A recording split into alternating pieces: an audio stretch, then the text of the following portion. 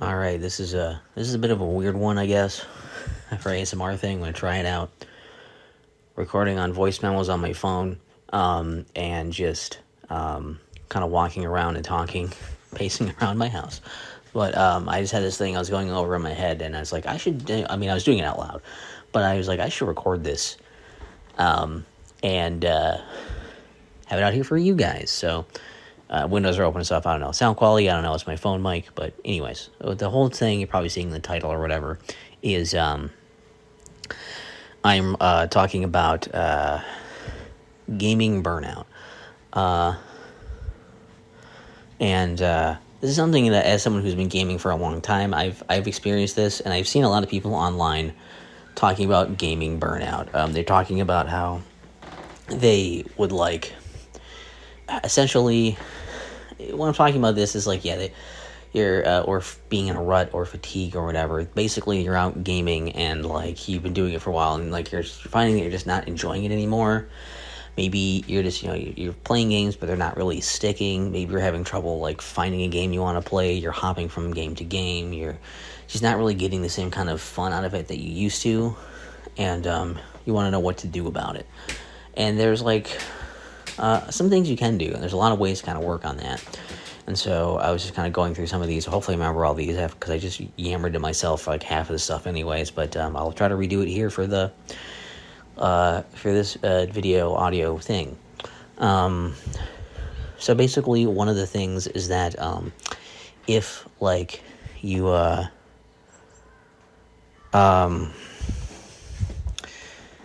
guess one of the early things I had was in my late teens. It was I had this issue where I was starting to kind of be I don't know, am I growing out of games?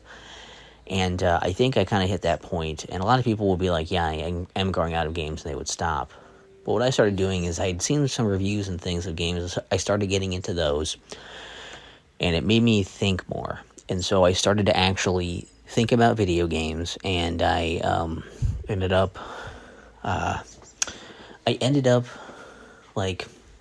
essentially just trying to think more about games instead of just I like this game or I don't like this game, to try to think about why. Why do I like this game? Why don't I like this game? Why is it good? Why is it bad? And by doing that, I kind of, I changed my relationship with games, and it made me more interested again. It made me pay more attention. It made me just kind of experience them again, almost for the first time in a way. And then the other thing was after that, I actually started doing some reviews myself, and that kind of brought me into another place of I'm doing reviews. It kind of did two things for me. A good thing and a bad thing, where I guess I don't know, it made me finish games more, which is good and a bad thing, is what I'm saying. So the good part about that is now I'm instead of game hopping, starting a game and then being whatever, I'm going to check something else out, because I have a bunch of these games I want to check out. If I got a collection, a compilation game of here's a bunch of Sega Genesis games or something, or here's a bunch of old arcade games all in one game thing, and I'm just well, I'll play this a little bit and get nowhere, and or the Mega Man Anniversary Collection. I was super guilty of that, where I would just play and I would try every level a couple times for every boss and get nowhere, and be all right, I'll try the next level, next level. All right, I'm going to go to the next game. I just kind of did that until I eventually got to Mega Man 6 that I already kind of knew, and I could beat it. So it took a while for me to get better at that idea. It's very easy to game hop when you have the options to hop around to different games. So when you actually have a reason to really stick to a game and finish it, that helps a lot. The downside of that, of course, is that sometimes there are games that just aren't really worth it. Games that are, whether they're too long, too difficult, too boring, whatever. If I'm not enjoying it, I shouldn't keep playing it just to say I did 100% of everything to review it. Because I'm not the completionist, I'm a real person. So I'm reviewing games that way. And it's I can just go out and say, you know what, whatever. It's fine. I can still be done with it, share my thoughts on it, and it's totally okay. So I've learned to kind of put my foot down more and be all right, I need to commit to games, but I don't need to commit to every game 100%. I'm allowed to I should finish games. I should hold myself to that, as long as it's still, I'm getting something out of it. If it's miserable, it's not enjoyable, I'm not enjoying it, I'm not liking it, why am I continuing to do it? Doesn't really matter that much. So I've gotten better at trying to find that balance. And I also tried some other things as well, where I've tried to, like, you know, expand my horizons a bit. I've tried to play new games of, like, games and series like I haven't played before, or in the same series I'm familiar with, but games I haven't played, or, like playing series that I'm not familiar with, franchises I've never played before, to get my foot in the door and check out what they're about. Or, because, like, that was a big thing when I was in a gaming rut for a while. I remember I was like, I'm so used to playing, like, I played Mario, I played Pokemon and Zelda and whatever. And so I had that PS3 collection of, like, Sega Genesis games. There's one of the bonus games on there was the first Phantasy Star for the Master System. And I enjoyed the hell out of that, because it wasn't doing all of the tropes that all the games I already played did, and, like, more modern games all kind of do. It was a little more, it was old, it was primitive, it was different, and it made it incredibly charming. I really, really liked that. I had, like, a ton of fun with that, and I never even got really super far. I never finished it. I probably should sometime try to finish it anyways, but it's on the list of games to try. But I just never did. And trying different, like, series and genres and things like that can really help. At the same time, this leads into another thing, though. I'm saying I should try this game. I should, like, try to finish that. I need to also, I've tried to get better at, like, I've tried to get better, and I feel like maybe I have gotten a bit better at it. I've tried to get better at, like, going with the flow, playing stuff when I want to play it.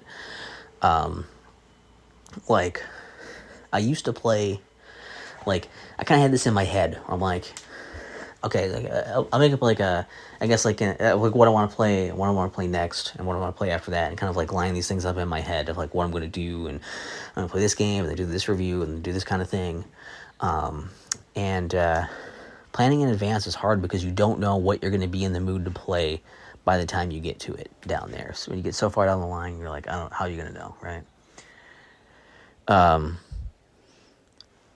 Sorry, I looked away from the phone for a second. That probably sounded weird. Probably sounded way quieter. Anyways, so, like, hopefully this isn't making horrible hand noises of me holding the thing either, if it shifts around in my hand. I just thought of that. So, like, if you're playing these games and you're like, oh, well, I don't know. Like, let's imagine, like I say, so hypothetical. Let's say you're like, you know what, I've played a few Final Fantasy games before, so I want to go ahead, I want to play through all the Final Fantasy games in order. All the mainline Final Fantasy games. And it's like, alright, I'm going to do it. You play the first Final Fantasy, like, wow, that was really fun, that was really interesting and exciting, that was cool. You play the second Final Fantasy, and you're like, alright, that was really interesting, I really like that, I'm having fun, having a good time. And then you get to the third Final Fantasy, and you're like, this is good, I like this, I'm having fun, but I kind of want to play something else after this game. And you're like, but I have, you're like, I have 12 more games to play now. It's kind of tough. I mean, like, also it's kind of crazy. Like, you should probably keep in mind something we kind of forget when doing something like that, to be like, a lot of games used to be made, like, they would have a game come out in a series, and it would be like 1 to 3 years or something. I think back in the day, it was usually like 1 or 2 years or something before you saw, like, the next game in the series.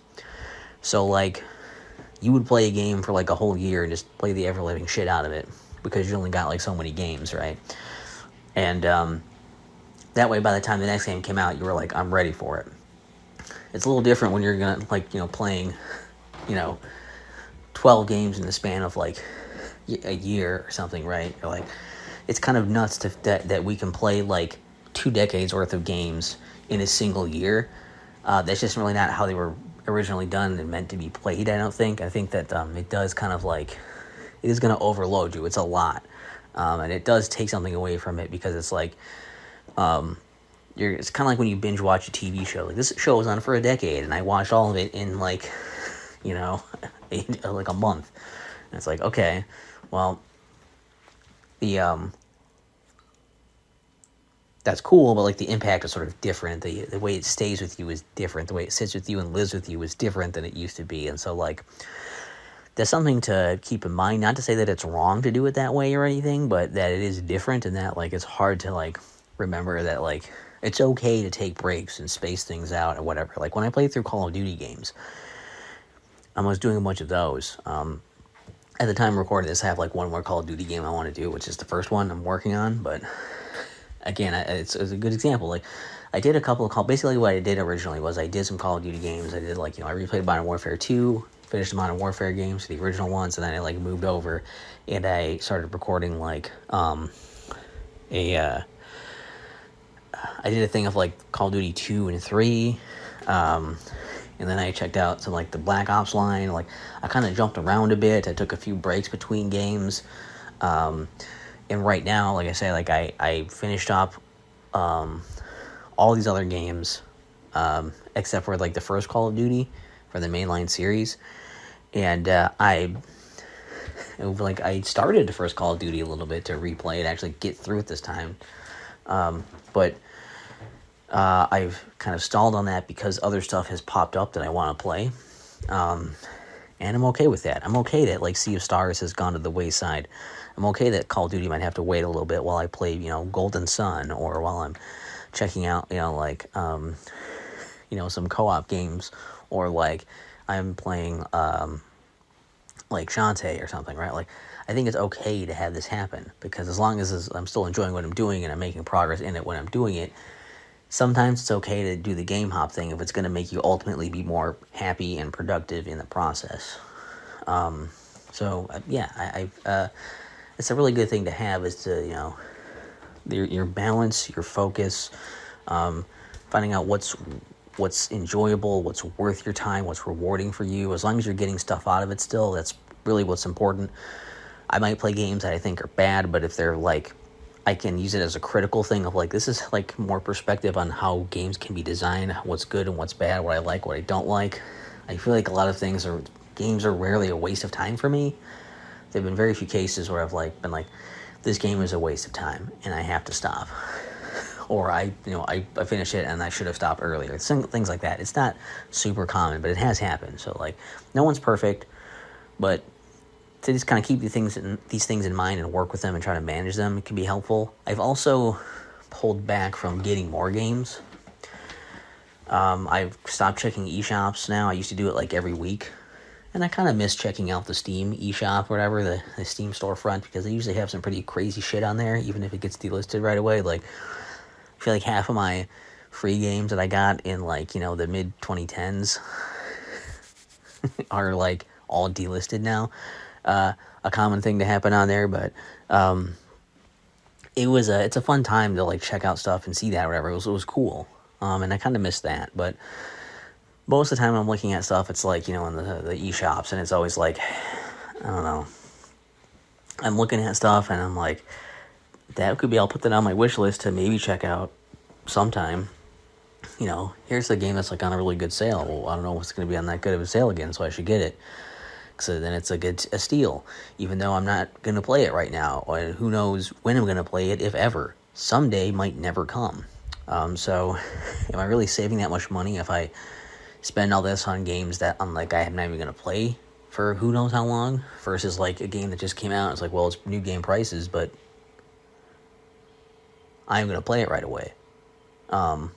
So like, right? So like, it kind of, there's definitely a difference, and I think that's kind of that's a thing, I guess. That's I've started just like, if I want to play it right away, I know I'm going to play it now. I don't care if it's not on sale. I don't care if it's a bad deal or whatever. Like that price is like, it'll go down later or something. I'm just going to get it. I'm going to play it, and I'm going to enjoy it. Examples like, there's a few Call of Duty games, they go on sale all the time, and I'm like, I don't want to wait. I want to play this next one now, I'm going to get it now. Another example would be like Castlevania Dominus Collection. I was like, oh, immediately, it's new. I'm going to get it. I'm not going to wait for it to go on sale. I'm just going to get it right away. And I don't regret it, because I chewed through those games right away, and it had a fun time. So like, I think that pays off. Just not doing so much of like planning and planning and searching and stressing and everything around gaming, and just trying to focus more on like, do you want to play? What do you want to play? And just enjoying the experience that you're getting out of playing a game is like really, really important. Like being thoughtful, being focused, being balanced, and being happy. These things are kind of the main things I would throw at you for this. Another option is to, replay old games in a different way. It's like, I know I like this game. I've replayed it how many times. I'd like to play it again, but I feel like I've kind of played it out. We'll replay it again with like a twist. Like, maybe you want to play, Zelda and do like a 3-heart challenge. Maybe you want to play Pokemon and like only use Pokemon of a certain type, or use Pokemon you've never used before. Maybe you want to see if you can go through, how far can I get in Mario without jumping? I don't know. You can set up your own rules and challenges and little extra mini game things, and just see what you can do and what you can figure out with your own creativity. Make a game out of replaying your game. I don't know. There's a lot of things you can do to try and like reignite this feeling and this enjoyment, because chances are you still really enjoy playing video games. It's just not that you outgrown it or just don't like it anymore. It's that there's other factors. I mean, obviously if there's other things in your life that are, affecting you, that can affect it. Your mental health state can definitely change it, and you may need to play different games for that. You may need to stop playing games for that. You may need to play more games for that. I don't know. It really depends on the situation, the person. It's all very specific. I'm not a professional to really say, but yeah, that's obviously a factor, and you shouldn't feel like, the game shouldn't be ruining your mental health, and mental health shouldn't be ruining your gaming experience. You should be able to find some healthy balance in there for you and for your situation and your time. And so, like, I wouldn't necessarily ascribe, like, bad things either way to either one as a necessity. Also, I would throw out this other thing here, because all of these things so far I've been talking about really are just like, hey, you played video games, and like, you love them, and you want to keep playing them and keep enjoying them. You're like, how do I get back to that? How do I recapture this? How do I do it? There's also the thing of taking a break. Is totally fine. Maybe you just need to have some time away, and check out some other interests and hobbies and see other things, just have a different facet of your life, and that's consuming more of your hobby time, and letting other areas of your creativity and everything kind of like flow. And eventually you may be like, you know what, I really feel like playing a game again. You may even feel like, I feel like playing this game again. And it'll hit you and be like, I'm going to play that, and you'll be right back, right? That can totally happen. Maybe a break is all you need. And also it's possible you may even go off and do other stuff and never come back to gaming, and that's possible too.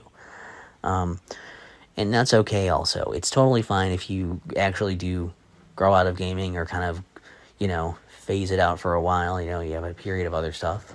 That's totally cool. Nothing says that you have to be a gamer forever, or that you can never be a gamer again if you, stop for a while. That's totally fine.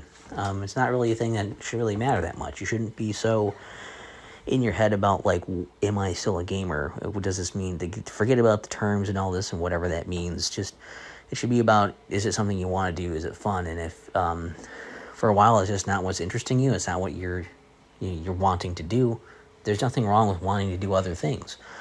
But yeah, that's kind of what, I think all the kind of bases I wanted to cover for this. So hopefully that was, some of that was coherent. Hopefully that was interesting to somebody. Someone needs to hear that. I mean, like, I don't know how to make this an interesting actual, like, video to look at, but to be like, here's my video essay about it. So I did it as an ASMR one. But you guys have been dying for some more ASMR stuff anyways, right? I have done barely any for so long, and I want to make more, so I figured this would be a nice little rant. I'll just walk around with my phone, and it's easy to do, And without even trying, you know, I'm just like, I'm just going to ramble for a bit and see how it goes. And I'm already at 20 minutes. So, you know, let me know if you guys, the audio is okay like this, if you like it, if it sounds doable. And, you know, tell me about your experiences with gaming in the comments if you want to have a conversation about it. What games you've been playing, what, you know, how have you dealt with being in like with video game burnout, being in a gaming rut? What are some things that you've done? What has helped you? And just like talk about, you know, the games, you know, that brought you back, or the things that brought you back, things that took you out of it, all that stuff. It'd be fun to chat with you guys about it in the comments, and chat with each other and stuff, of course. Yeah, that's I think all I got. And have a great game.